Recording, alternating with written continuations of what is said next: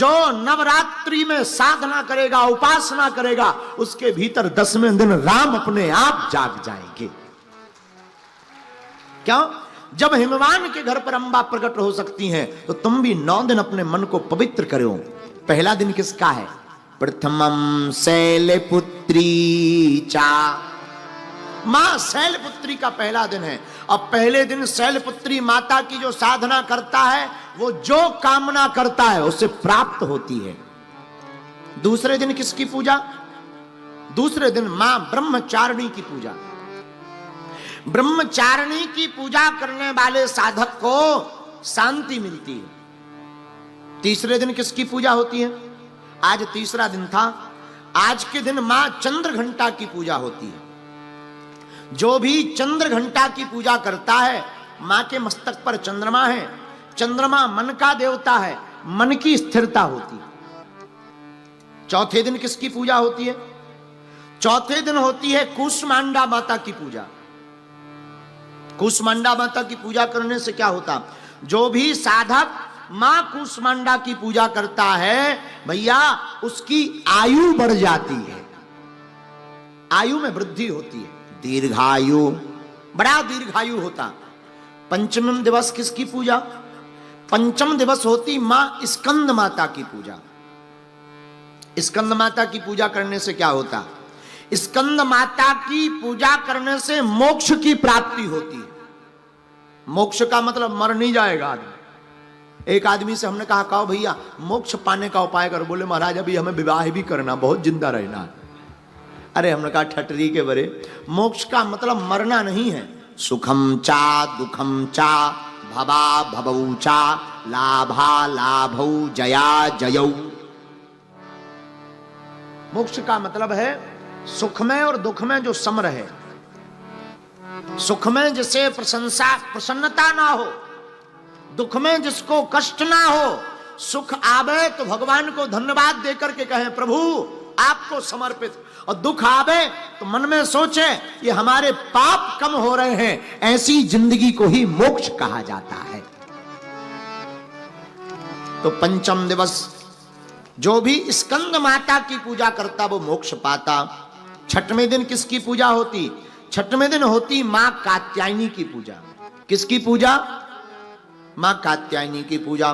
कात्यायनी माता की पूजा करने वालों को 2 प्रकार से लाभ मिलता, धर्म अर्थ काम मोक्ष, ये चारों पुरुषार्थ मिलते। लेकिन कात्यायनी माता की पूजा करने वाले साधक को एक और लाभ मिलता, जिसका विवाह ना हो रहा हो। शादी में वैसे तो ठीक है, जिनकी शादी हो गई उनसे हाल चाल पूछ करके शादी की अर्जी लगानी चाहिए, लेकिन फिर भी मन में इच्छा है। शादी के लड्डू बड़े खतरनाक होते हैं।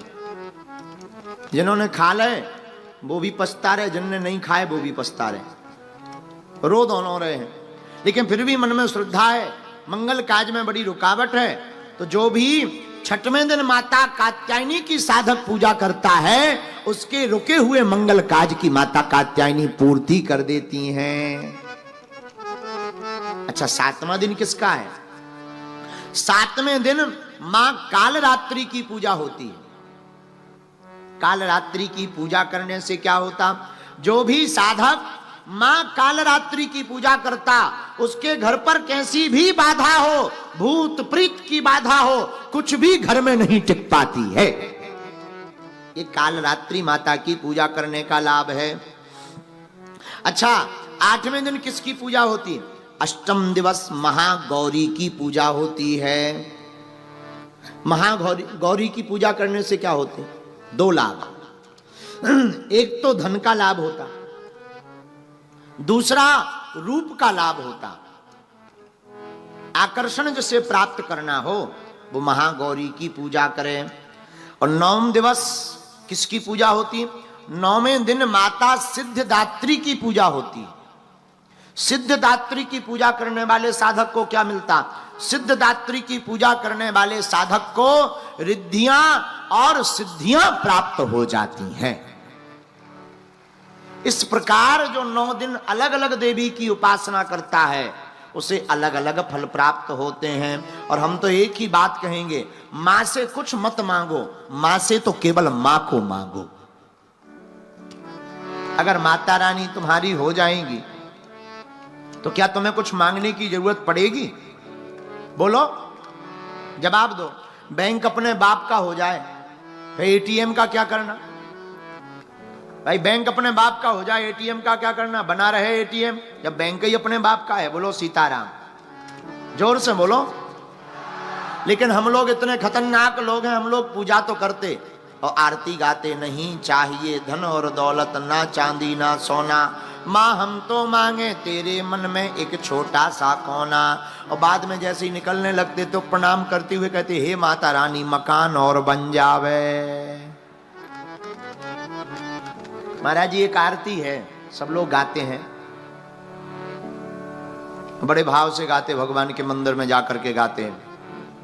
तन मन धन जो कुछ है स्वामी सब कुछ है तेरा, प्रभु जी सब कुछ है तेरा, तेरा तुझको अर्पण क्या लागे मेरा।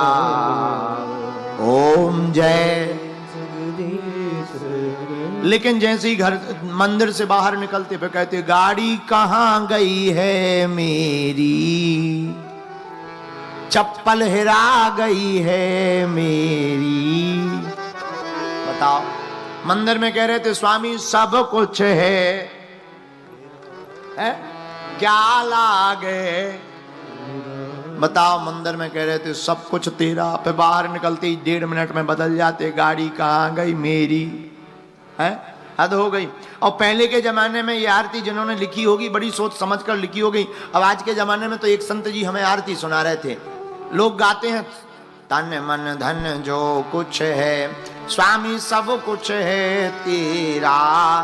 लेकिन आज के लोग तो क्या कहते, तन मन धन जो कुछ है प्रभु सब कुछ है मेरा, पड़ोसी का भी है मेरा, मेरा मुझको दे दो क्या लागे तेरा। ओम जय जगदीश। कुछ लोग ऐसे भी साधक, खैर ऐसे आप लोग नहीं हो। अभी हमको 1.5 घंटा रुकना भी है ना। हाँ, ये तो हम वेस्ट इंडीज की बात बता रहे हैं, वेस्ट इंडीज के लोग ऐसे। लेकिन हम प्रार्थना करें माई बाप, ये तो विनोद की बात थी। बात ये है जो हम तुम्हें बताना चाह रहे हैं, माँ के मंदिर में जाकर माँ से कुछ मत मांगो, माँ से माँ को मांग लो।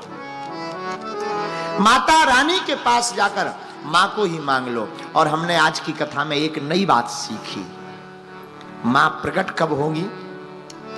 पार्वती माता जगदम्बा हिमवान के घर पर प्रकट कब हुई? जब हिमवान के घर में मैना है। जिसके घर में मैना नहीं है, जिसके मैं नहीं है, जिसकी जिंदगी में अहम नहीं है, उसके घर पर ही जगदम्बा प्रकट होती है। उसके हृदय में ही जगदम्बा प्रकट होती है। इसलिए माई बाप 100 की सीधी बात है, माँ के पास जाओ, श्रद्धालु बन करके नहीं, माँ का बेटा बन करके जाओ, बालक बन करके जाओ। ज्ञानी बन करके जाओगे फेल हो जाओगे, पंडित बनकर जाओगे फेल हो जाओगे, आचार्य बन करके जाओगे फेल हो जाओगे, आप बुद्धिमान बन करके जाओगे फेल हो जाओगे, धनवान बन करके जाओगे फेल हो जाओगे, आप ज्ञानवान बन करके जाओगे, माई बाप फेल हो जाओगे। मां के दरबार में बेटा बनकर जाओगे, हर मैटर में पास हो जाओगे। बालक बन करके जाओ, जैसे अबोध बालक, नन्हा सा बालक, कुछ नहीं जानता। राजस्थान में एक जगह एक महात्मा गए एक व्यक्ति के घर पर,